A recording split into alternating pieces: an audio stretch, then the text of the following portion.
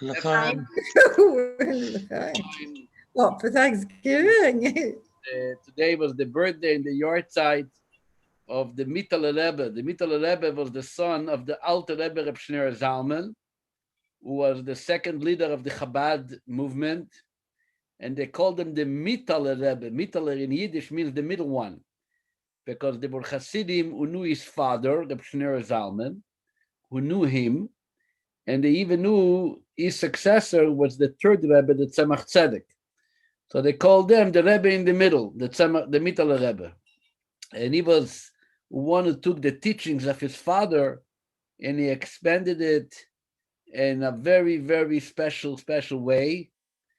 And like in the Kabbalah terms, the Alter Rebbe is referred to as Chochmah, like the lightning, the little spark of wisdom, where his son, the Mittel Rebbe, is called Bina, taking it and expanding it and extending it to a tremendous level of wisdom.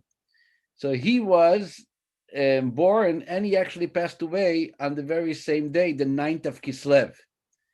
And the 10th of Kislev, 1 year before, he was released from jail. He was arrested, obviously, for teaching Hasidism, and he was released, and it was supposed to be a big party, a big celebration the following year, the anniversary of his redemption, of his liberation.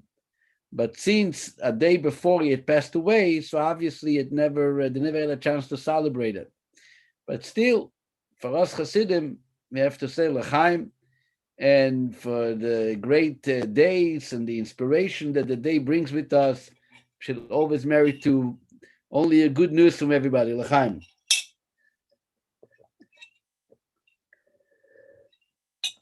Okay, I would like to continue what we have started last week, talking about Yaakov and Esav, and wanting to talk about Yitzchak versus Abraham in their relationship with their children, with Ishmael and with Esav, and the way he was looking to give him a blessing.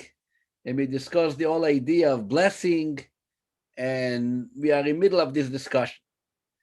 So let me go back a little bit to last week's Parsha. Even though this week is Parashat Vayetzei, let's go back to Parashat Toldot, okay? So last week's Parashat Toldos, is actually an interesting Parsha in the way that the Parsha spends a lot of time and effort in discussing a story which seemingly is not such a special story. And this is the story of the life of Yitzchak. Yitzchak, even though he lived longer than any other one of the patriarchs of Avram lived 175 years. Yaakov lived 147 years. But Yitzchak is the one who lived longer than all of them. He lived 180 years. Right? 180 years. And yet, even though he lived the longest of the three of the patriarchs, he has the least stories of any of them. We have a long story about Avram in the Parashat Lech Lecha, and Vayera, and Chayesara. 3 full portions are devoted to the stories of Avram's life. And then, from this week's Parasha, Vayetzei, matter of fact, a half of the Chumash Bereshit goes to the stories of Yaakov. The way he went to Lavan, the way he married Rachel, and he married Leah, and the 2 kids, and Yosef, and everything is about Yaakov's life, till the end of Bereshit. Yitzchak, Besach HaKol, altogether, is being given one Parsha. This is last week's Parsha, Parashat Toldot, which talks about the birth of his 2 children, Yaakov and Esav. But what story do we have about Yitzchak himself? This is the story of him giving birth. So the story which is being discussed in the Chumash is the main story and takes, most of the Parsha, is the story of the digging of the wells. And I want to give a little background to understand what happened with the wells and to take it into our discussion about how Yitzchak influenced the life of others and how Avram did it and how it related to Avram's son Ishmael and to Yitzchak's sons Yaakov and Esau. So let's give first a little background about this nation called Plishtim, Philistines. The Philistines in the Chumash of Bereshit, we have their name mentioned a couple of times. They originally came from Mitzrayim. They came from Egypt, and they settled on the southwest side of the land of Canaan, which today is called the land of Israel. They basically settled in the area which we call today Gaza, or in Hebrew it's called Aza. That's where they established a kingdom known as the kingdom of Gror. Throughout the years, especially in later years, another wave of Philistines came into the land, and they continued conquering the south cities further down. Like from Gaza, they conquered, they went Ashkelon, Ashdod, Gad, Ekron, all the way to where we consider the modern day Rehovot, right? With the Weizmann Institute is. So this is all which was conquered and settled by the next wave of Philistines. And if you study the book of Shoftim, the book of Judges, so you see that throughout the hundreds of years, the era of the judges, the era of the kings, they keep on, the Palestinian people keep on fighting with the Jewish people. There is the war of Gidon, there is the war of Samson, Shimshon HaGibor, Samson the Mighty, the war of David and Goliath. All this is wars which goes on between the Philistines and the Jewish people who are settling in Eretz Yisrael.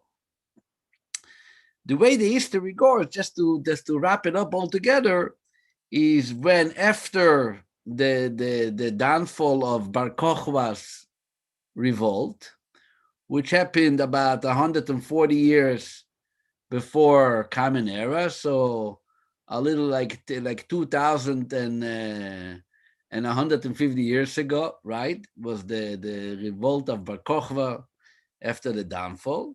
So at that time, it was Adronius, the Caesar, who took out the name, the land of Yehuda, from Eretz Israel, and he actually called it Palestine. He called it Plashtina. He named it Palestina because of the Philistines who were settled at that time, mostly in Eretz Israel. And thousands of years later, when modern day Israel was established, so obviously the Arab nation adopted to themselves the name, the Palestinian people or the Palestinian nation. Even though they really historically and practically, they have absolutely nothing to do with the original Philistines who lived in the land of Israel. But they adopted that name because there was one of the names which was carried and it was adapted to Eretz Yisrael after especially like I said, after the revolt of Bar Kokhba came to an end. The first time we find the people of Plishtim, the Philistines in the Torah, is right away in the beginning of Bereshit, in chapter 10. You see chapter 10, verse 14. That was a couple of weeks ago. And there it says that there was a group of people that was in the end of Parshas Noach, and it says what? That Pasrusim, Kasluchim,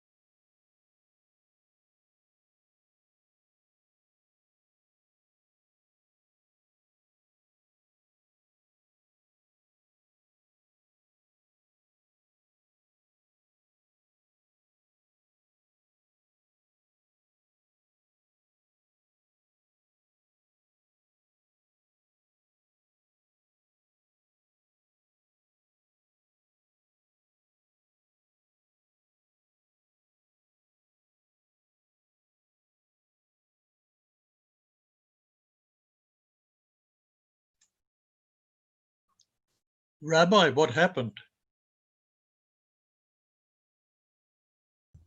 Disconnect. Disconnect?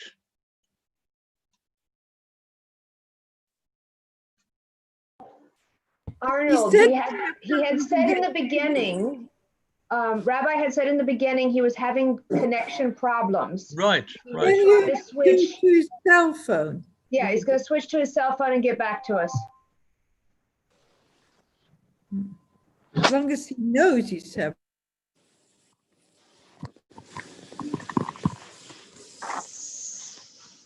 Hello, my dear. How are you? Hi. Good. How about you? Fantastic. Fantastic. Okay. Hello. Okay, Hello. I'm going to be using my telephone since my internet is really giving me trouble. It keeps on dropping on me. So I hope you hear me. Everybody, you see me? Yes, you good? Are we all good? Very good. So let's continue. So in the meantime, let's see what happened to Avram. While the Plishtim came in and they settled in Gror, Avram arrives to the land of Israel, like we spoke in Parasha Class, and he actually settles in Hebron, right? That was his first place. Where is Hebron? Hebron is in the middle of the southern side of the land of Canaan, which basically, on the west of Hebron, there is the kingdom of Plishtim, Gror or Gaza. On the east of Hebron is the city of Sdom. For Avram Avinu, that location was actually a very good location. Why? Because Avram was in the business of hotels, right? He built an inn and he provided food for people and hospitality. And this area was exactly in the middle of the road. People are traveling, going from Gror, are going to Sdom, back and forth. Obviously, then we have the story of Sdom and Amorah getting turned over, and there is no more people traveling to Sdom. People are not traveling. So Avram is actually moving further west, and he is entering the kingdom of Plishtim. He actually settles, as the Torah tells us, he actually settles in Gror. He lives in Gror 26 years. His son Yitzchak and the second son Esav, the twin boys, were actually born. I'm sorry, Yitzchak, no, Avram's son, not twins. I'm sorry. Avram's son, Yitzchak, is actually born and raised in the city of Gror. Ishmael was also raised in Gror until he was eventually chased out of the house. What happens in Gror? What does Avram do in Gror? So the Torah tells us that Avram opened a new business, so to speak. He was digging wells. He opens a company which is digging into the ground to find water. And the Torah tells us that Avram actually established 3 wells of water in order to provide drinks for the people and for the animals. And he's actually very successful in what he does. But just like today, then nothing had changed. There is a struggle. A war breaks out between Abraham and the servants of Avimelech, the king of Gror. What is the argument about? Obviously, borders. They are complaining that Avram's wells was actually dug in the area of Gror. Avram says, no, it was outside of your border. I dug those wells in Be'er Sheva. Be'er Sheva is outside of Gror. What happens is, as the Torah told us, that the servants of Avimelech are taking away the wells from Avram's hands. Avram doesn't give up. He goes to Avimelech and he complains and he's fighting to make sure that those wells are returned to him. Avimelech agrees, and we have read in the Torah that there is actually a peace treaty, a covenant which gets established between Avimelech and Avram. And you can look it up. This is in Bereshit, chapter 21, verse 25. The Torah tells us, "V'yichiach Avram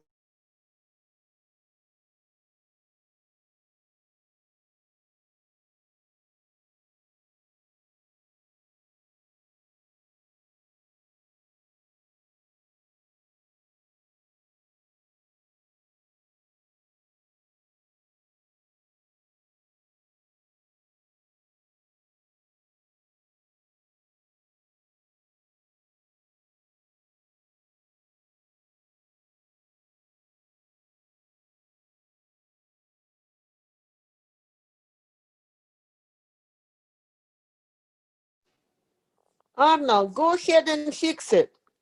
I didn't hear anything. Okay, you hear me now? Hello. Am I back? Hello? I'm back. I'm sorry. I'm telling you, the internet is not working here. We're gonna get back and forth. So just be patient and bear with me. Hopefully we can go through at least this class. I actually had Comcast coming out today. This evening they came out to check out what's going on. I don't think they gave my wife any solutions. I'm waiting here. But that's what we're dealing all day, especially with the kids now out of school and they're working also on internet, so you can imagine the joy in the house. Anyway, let's continue. 26 years pass in Gror, and Avram decides to leave and to go back to Hebron. He leaves Gror to Hebron. What are the Philistines? What do? They take revenge and they block all the wells that Avram was digging. They basically remove any remembrance of a very successful business and a great source of livelihood which existed in the city, in the area of Gror. If you want to look it up in the Chumash, take a look at chapter 26, verse 15. What does it say? וכל הבארות אשר חפרו עבדי אביו בימי אברהם אביו, סתמום פלישתים וימלום עפר. All the wells which were dug by Avram's servants in the times of Avram, now the Philistines went and they filled it up with earth, and they made sure that there is no water, there is no well, no one is remembering and no one is associating any source of happiness and life with that individual called Avraham. Then comes last week's parsha. The next generation arrives. Yitzchak. Yitzchak gets married. And he gets married to Rivka, and he establishes a house. Where does he establish his house? Also in the land of Canaan. Just like what happened to his father is now happening to Yitzchak. There is a famine in the land of Canaan. And what does Yitzchak and Rivka do? They decide to move back to the original area where Yitzchak was born, which is basically the kingdom of Philistines in the area which is called Gror. Says the Torah, Vayizra Yitzchak ba'aretz ha'i, vayimtza mea she'arim. Yitzchak is working the land, and he sees a tremendous success in his work. What happens when you are successful in a strange country?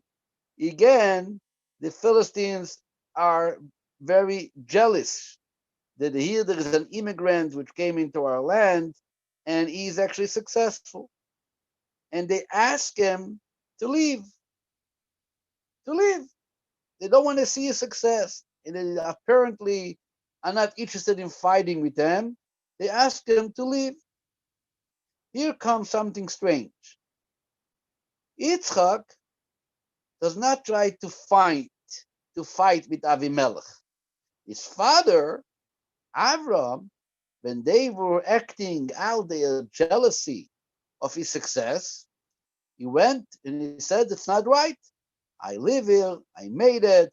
And he was able to convince Avimelech to let him stay.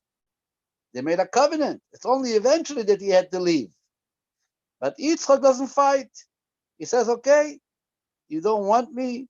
I'm ready to quietly and peacefully move somewhere else. And he moves to a little river called the River of Grar, which is a little further of where the kingdom of Grar was in control. Before he leaves, here comes my point. I'm almost finished the story. Before he leaves, what happens? Look at chapter 26.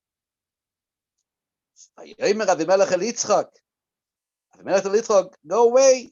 You're too successful. He tells him this word. Ki atzamta mimenu meod. You are too successful. So Yitzchak leaves, and he's settled by the river of Gror. And what does he do? Listen to that. If he undigs the wells of water which was dug by his father and locked up by the Philistines. You see that verse? Again, the same chapter. Chapter 26, right? Parasha told us the same verse.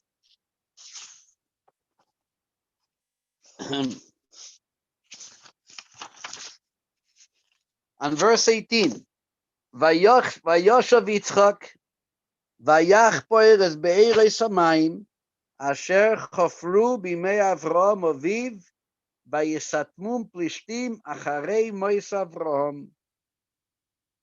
Okay, Yitzchak went, and what does he do, says the verse? He redug the water wells which had been dug in the days of his father Abraham and were filled by earth by the Philistines after Avram's death. He again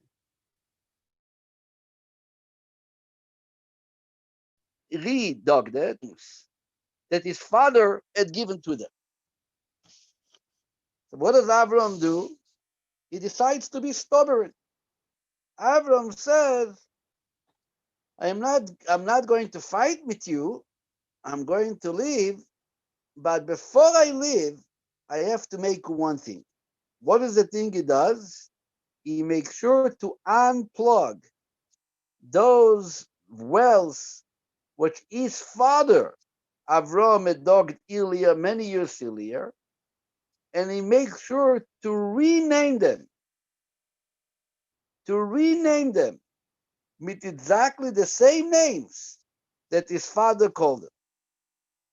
But at the same time, he adds a fourth well.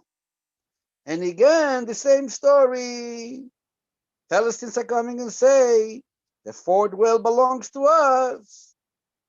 He's silent, but he gives it a name, Asek. You can look it up in verse 28, 21, 22, 23. And he goes a little further, makes a fifth well. Again, they come and complain. And again, it becomes quiet, and they name it Sitna. Sitna from the word accusations, arguments. He goes even further. He digs a sixth well, and then he calls it Rechovot. And he says, why is it called Rechovot? Says the verse, Ki ata irchiv Hashem lanu. Rechovot means expanding. And he says, God has made space, irchiv, for us, and we will be fruitful in the land. And finally, he digs the seventh well, and he calls the place Be'er Shava. What is Shava? Shava is the number 7 in Hebrew, and because he had built, he has the dug 7 wells, so now he says very excitingly, Baruch Hashem, let's name the place Be'er Shava. Everybody gets the story, right? Obviously, when you read the story and you realize what Yitzchak is busy and how much the Torah is spending to tell us about Yitzchak's life, that he was digging wells, and the most important story, somehow, of 180 years Yitzchak's life, it is a life in this world, what seems to be the most important story, that he was digging wells. And all the commentaries, starting up with our classic commentator, Ramban, Nachmanides, he clearly writes what is the purpose of the story. I don't see any great respect to Yitzchak by telling him this story. What is it? As you know, we have a prayer every year on Shmini Atzeret. We pray for rain, and that is a very special kind of prayer by Musaf of Shmini Atzeret. And we mention all kinds of different credit and merit that we have, that in that merit, God shall give us water. And one of the things we say, Chofar umotza be'eres mayim, ba'avuro al timna mayim. We mentioned the fact that Yitzchak, our father, was digging 7 wells and he was looking for water. God, for his sake, make sure not to hold back water from your people. What is the great thing about digging wells and unplugging wells? And that becomes such a, as they say in Yiddish, a ganze Meise, or a lange Meise, or a ganze Geschichte, whatever word you're going to use for it, of just a story which seemingly doesn't represent, it doesn't reflect on any level who Yitzchak is and what is the relationship to us and so on. Especially if you read the story, it becomes a little kind of disrespectful to Avram, meaning it seems that Yitzchak is more successful than his father. His father is able to digs 3 wells, and eventually they get plugged, right, by the Philistines. Yitzchak is unplugging those wells, and we don't have any story about plugging them again. Apparently, there is those wells were there to remain for a long, long time, and nobody tried to fight it. Nobody tried to fill it up. No. What happens when you have a story like this, and when you start, and when you bothered, what is the meaning of the story? And you want to know what's going on, and what is the message of the story? So what do we do in such a case? So we know what we do in such a case. In such a case, we got to turn to Hasidus, we got to turn to the Kabbalah, we got to turn to the Holy Zohar, and to see maybe we can get a little insight, what's going on over here. Yeah, so you're right. You look in the Zohar, Parashat Toldot, and the Zohar says, what are you talking about? You don't see what's going on over here? Very obvious. Avram is creating a whole project, the project of his life. The project of Avram's life was to make sure that the people around them are learning that there is a God in the world. He is called the father of monotheism. He is the one who spreads faith and Emunah, believe, to the masses. This is the wells that Avram is digging, providing people with water, but not only water. Water is the metaphor. Water is the livelihood, the energy, the wisdom, and the philosophy of godliness and the truth. A world of paganism, we had no idea what is and what isn't. Avram was digging those wells.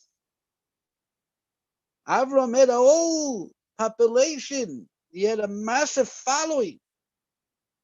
If you remember in Parshat Lech Lecha, when Avram goes to Haran, it says that he was traveling with his wife, mit Lot, with their belongings, and then the verse said, "Ve'et hanefesh asher asu becharan." They are traveling from Haran to Canaan, with all the souls they made. Little translation of the verse. And Rashi says, what kind of souls are you making? They didn't even have a child yet. Says Rashi, what are you talking about? They had thousands of converts who were following them. Avram megayeres o anoshim, Sarah megayeres es hanoshim. Avram was converting the man, Sarah was converting the woman. There are thousands and thousands of people are following Avram and Sarah with their direction. And some of those people were traveling with them together from Haran to Canaan. The Rebbe goes, they go along with him. Comes a point, Avram's now passing away. Avram's life came to an end. Says the Zohar, what happens? The people are blocking those wells. What does it tell us? That the wells of Avram came to an end. Basically, from all these thousands and thousands of people who were influenced directly by the teachings of Avram and Sarah, left it, didn't stay, did not last. It was all blocked again. Only Yitzchak,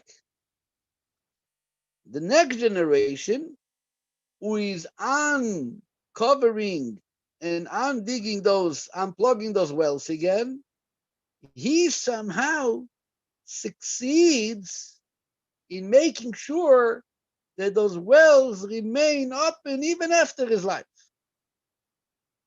So basically, the work of Avram is only really kicking in into the third generation through Yitzchak. This is what the Zohar says.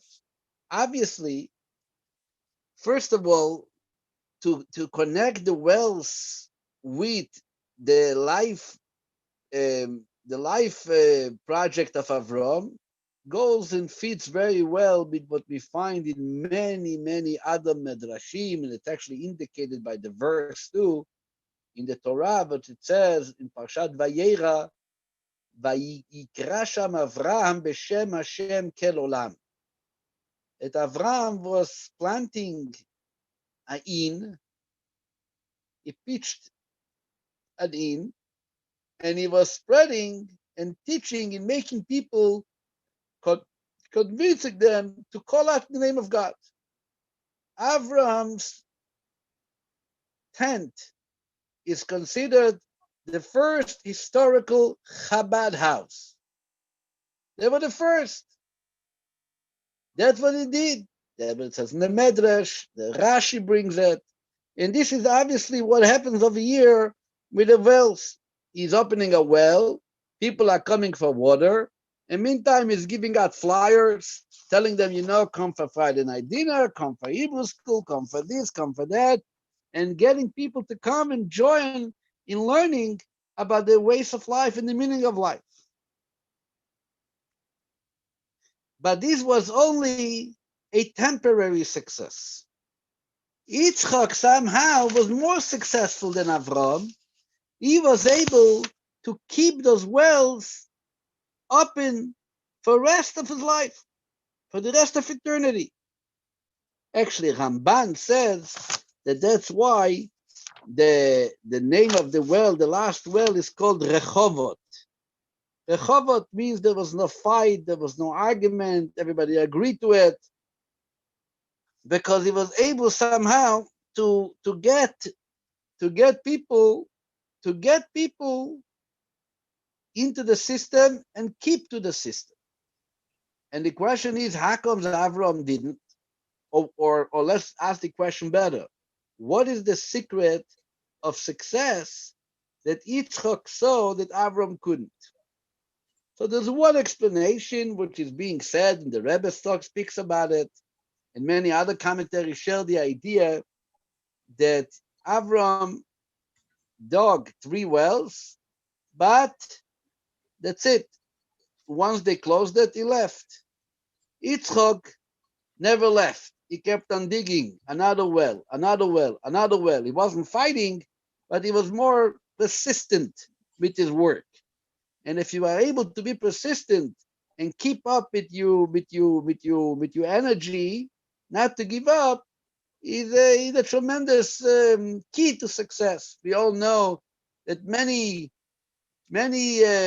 ideas was initiated by all kinds of groups, but it did not last. And the reason they did not last, because eventually people have to get back to work. It gets cold outside. How much can you demonstrate already? You got to move on. You got to figure out to deal with the neighbors. You have your own responsibilities. And you can see if you read in our news today in the last 10 years, go back, there were so many different demonstrations, the rights for this and the rights for that. And people, young people should have apartments and in Israel, in America. And and nobody will remember that. Every day brings a new idea. Why? Because people have to go back to school. You know, you got to go back to school. You got to go back to work. You got to provide for your family. No one can see it and never leave until things will settle. Yitzchak was kind of more in that attitude that he did not give up. He kept on digging and digging and trying to make it work. But I want to move away to a little different to what we spoke a little bit last week. We have to understand a very important difference between Avram and Yitzchak. A real important difference. And it's an important difference not only in their life, because it's also an important difference in our own life. Avram was a man of kindness. He spoke many times. There's actually a very interesting medrash brought down in the Zohar. The Zohar says that the attribute of kindness up there by God, complained that from the day Avram is in this world, I'm unemployed. I have no job, because he really is so active in kindness that there's nothing left for me.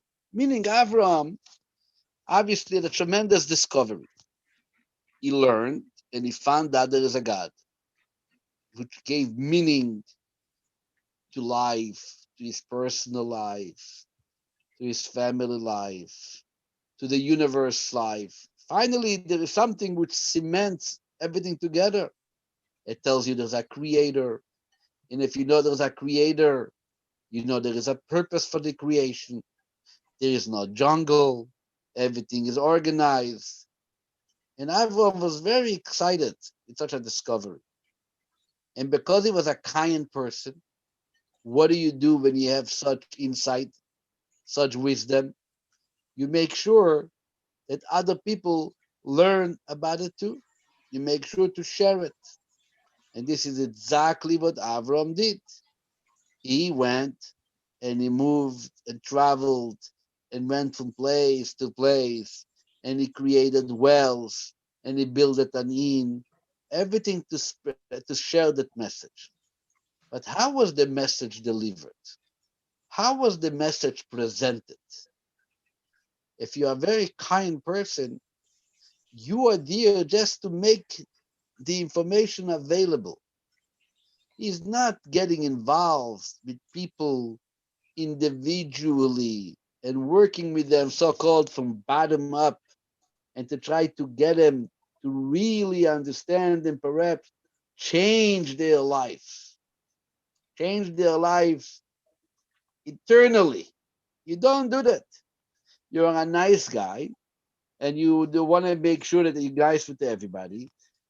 So you're very excited and very happy that people who walk by you or you come in contact with you will also find out and learn about the meaning of life the way you know it.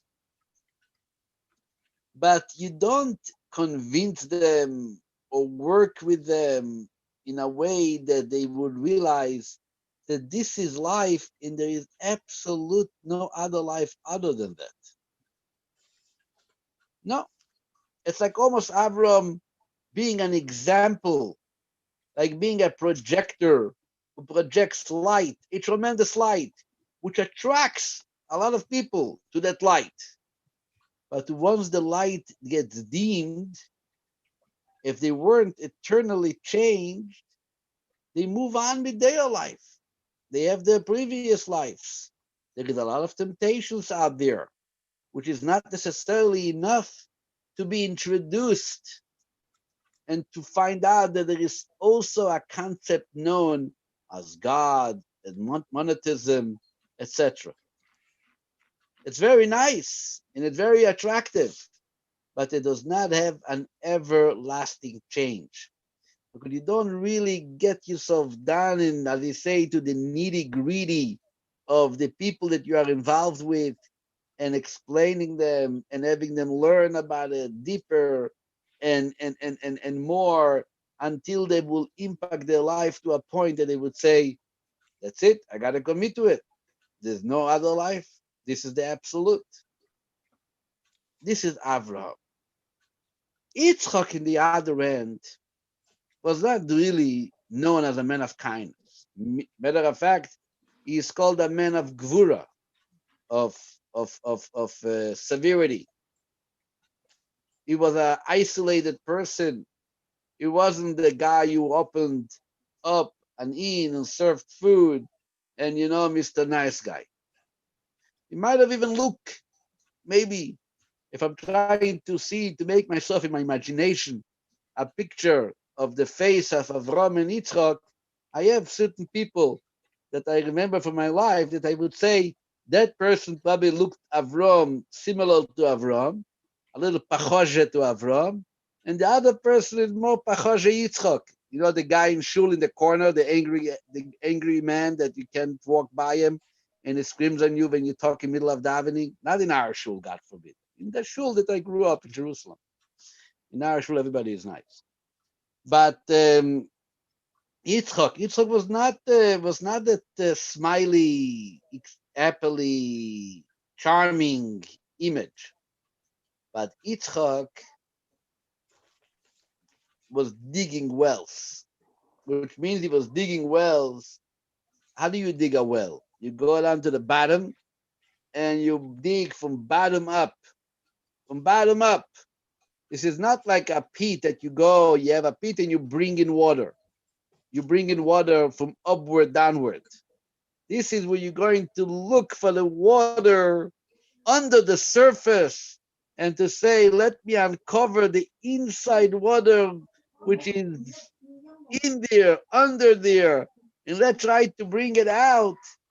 And when that comes up, it's everlasting. That doesn't get plugged again, because here is where you were able to create an impact, a change in the most internal manner.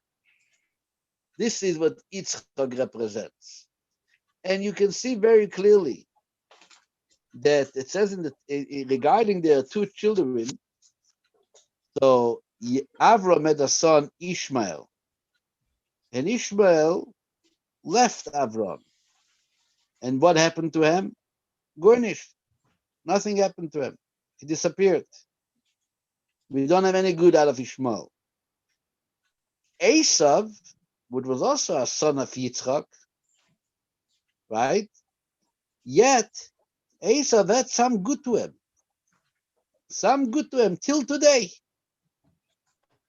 Till today. I actually spoke about it Shabbat morning in the synagogue. We spoke about the idea what the Zohar says that Esav, before they buried Yaakov, Esav, the brother, stood by the entrance to the cave of Machpelah, and he said, I'm not letting Yaakov to be buried here. I'm not letting him to be buried. Why? Apparently, there are 8 shares, 8 plows in Me'arat Machpelah. One was taken by Adam and Chava. One was taken by Avram and Sarah. One was taken by Yitzchak and Rivka. Then Yaakov's wife Leah was already buried here. So Esav said there is only one part left. That share should be mine. I'm a son of Yitzchak. Yaakov got his share. He gave it to his wife Leah, who was buried already there. So now I want to keep that part for me. And they told them, hello, you sold your birthright to your brother Yaakov. And in that sale, you also gave up your share in the Machpelah cave in Hebron. You don't have a place there. They actually sent Naphtali. Naphtali was a very swift runner, and he should run back to bring the contract which they had between between Yaakov and Esav. The Medrash says that while Naphtali is running to go get the contract, there was a nephew of Esav, the son of Dan, of Yaakov's sons. His name was Chushim. And Chushim was mute deaf. He couldn't hear, he couldn't speak. But he noticed a commotion. He noticed that his Zayda, his grandfather, Yaakov, is outside and he's not getting buried. And he's trying to figure out what happens. And he realized somehow that the uncle Esav is holding back. He's not letting the burial. He didn't know any chachmas, and he was a strong guy. Like deaf people sometimes are very strong. He goes over, the Medrash says, he gave a big bang on the neck of his uncle Esav. Esav's head fell off. He died. And it rolled into the grave of Yitzchak. Meantime, the sons of Esav see that we are in trouble. They took his father Esav, they buried him outside of Me'arat HaMachpelah. So what ended up being here, that in Me'arat HaMachpelah, they actually have 8.5 people. They have Yaakov and Leah, but they also have the head of Esav. Hello? Who is that? Normatov. Please close your microphone. We hear you. Sorry. It's okay. So what happens is that Esav's head ends up being buried in Me'arat HaMachpelah. So you think it's just a story, another Maisa. But in the Holy Zohar, they said it's not just a story. It's a very significant story because the story is that there's two parts to Esav. There is one part, the head of Esav, which really belongs in the same place where Avram is buried, and Yitzchak is buried, and Yaakov is buried, and Rivka, and Sarah, and Leah, because this is the good Esav. And then there is the other rest of his body, which is the bad Esav, which belongs outside of Machpelah. And what is so good about Esav? You know what the Zohar tells us? The Zohar tells us that the greatest converts that we have in the historical tradition of Judaism, Shmaya, Aftalion, Rab Meir, they give us a bunch of names, Ovadia, they were all descendants of Esav. They were all descendants of Esav. There is no converts coming from Ishmael. Matter of fact, even modern days, if you look up historically, there's not too many Arabs that converted to Judaism. You can have once in a yovel, very few. But you do have Christians or non-Arabs who convert, and this is all presenting Esav, not Ishmael. Matter of fact, the Alter Rebbe speaks about it very strongly in one of his Hasidic discourses. He talks about the fact that from Ishmael there is no convert, only from Esav, because Esav had that good in him which remained coming from Yitzchak. Ishmael left Avram and he completely departed from Avram. There is no connection between Avram and Ishmael. There is no good that was given from Avram, from those sparks that Avram contained to Ishmael, in order that they should later generations somehow introduced into conversion. Each Esav does have it.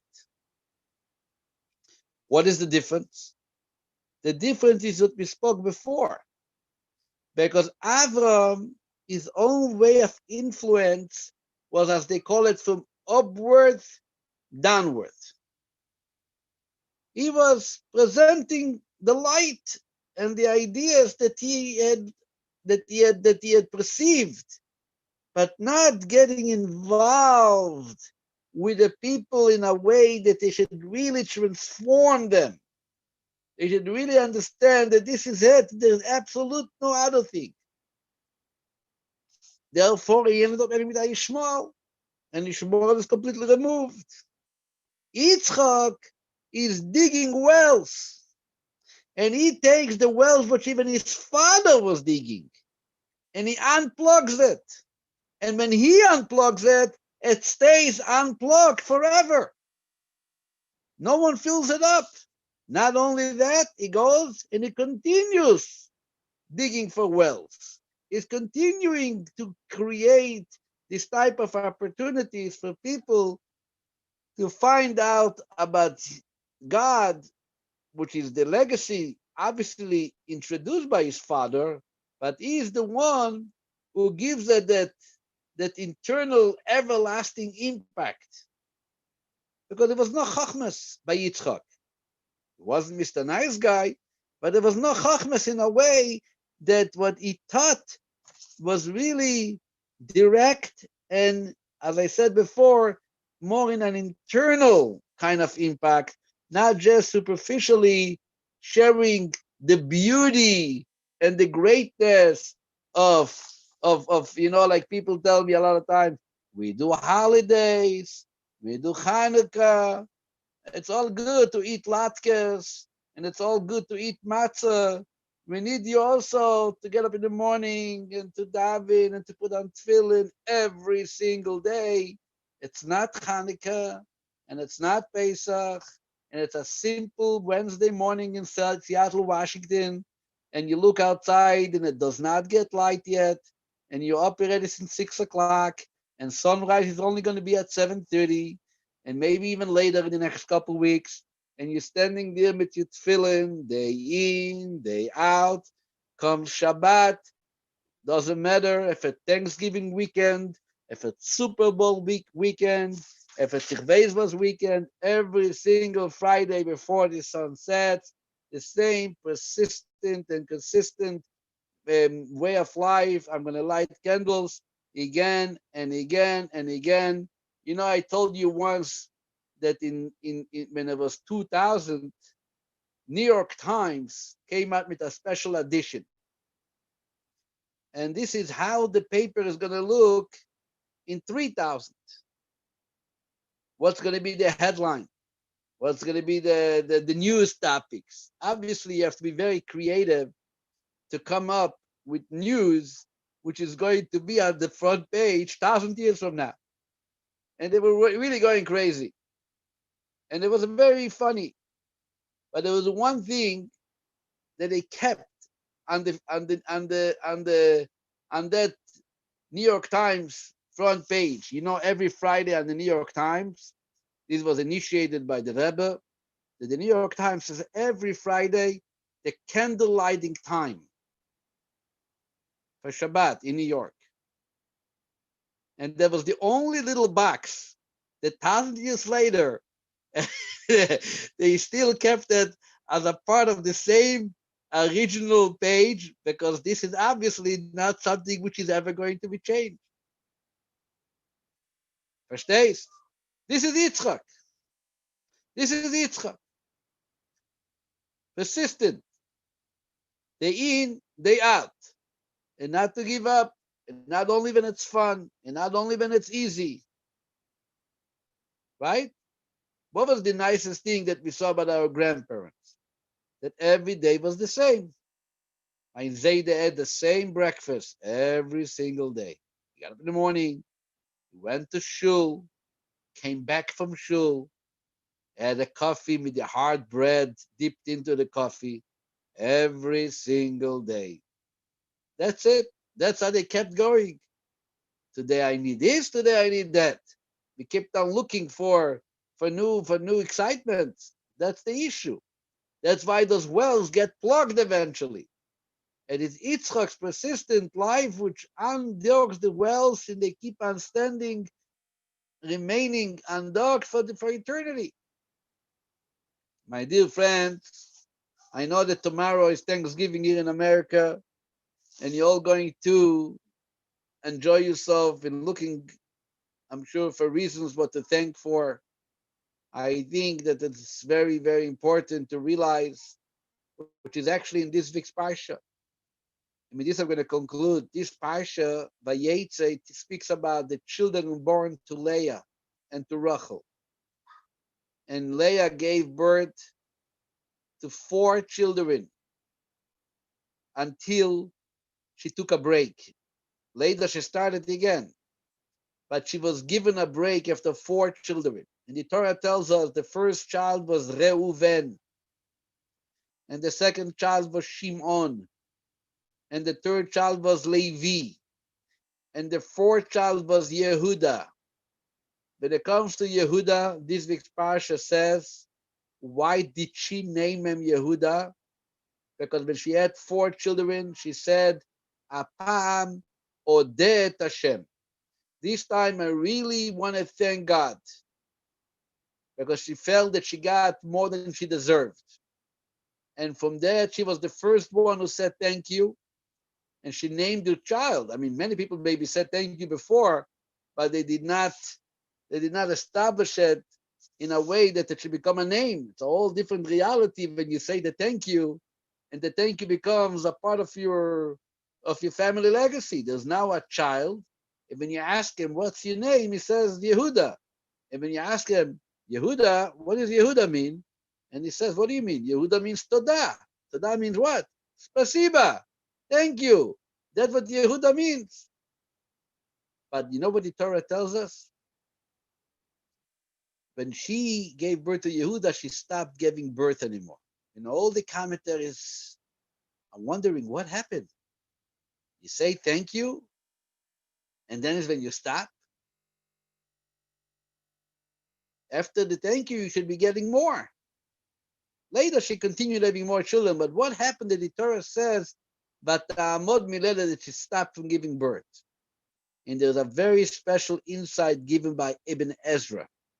Ibn Ezra was the great Sephardic commentator from Spain. Avraham Ibn Ezra, a very special commentator on the Chumash. You know what he says? That she said thank you, forgetting to ask for more. And that's not good.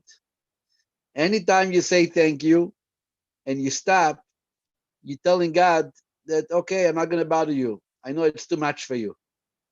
But what is really an expression of belief in God and knowing His strength, that it's infinite and unlimited? And when you say, thank you, God, please make sure that it gets even better. That's the real way of saying thank you. And this is what we're going to do tomorrow. Maybe it's going to be hard for some people to say thank you in our difficult times with quarantine, with not being with family. I know that for some people, what us, the Jewish people, felt last year, Pesach, for many people being all alone, is going to be filled by millions and tens of millions of people here in America on Thanksgiving.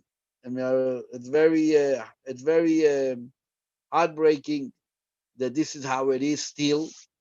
But at the same time, this is going to be our test.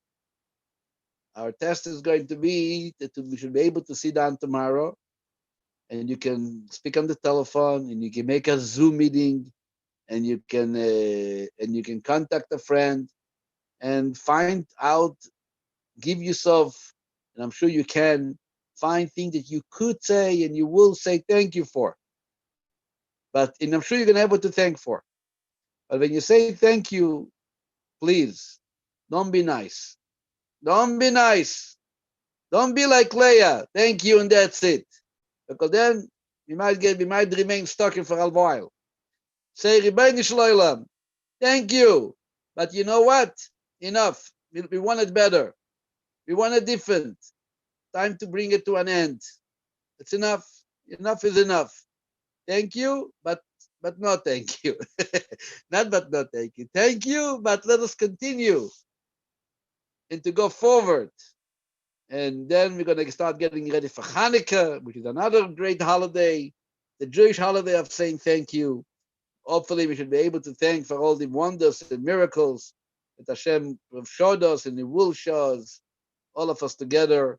Thank you very much. I want to thank you for listening and for being here every Wednesday. And we should hopefully continue learning with strength and with good health. And now if you want to unmute yourself, you can do it. And I'm not sure if I can see everybody, but because of my little telephone over here,